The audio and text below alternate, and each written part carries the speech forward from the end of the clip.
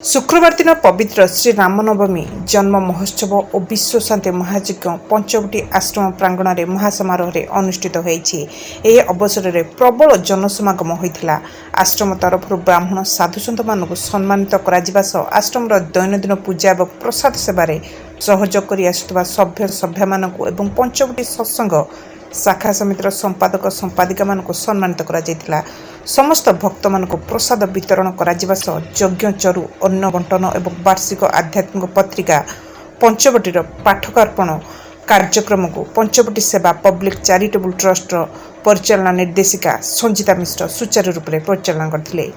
Bureau report Odisha mobile TV.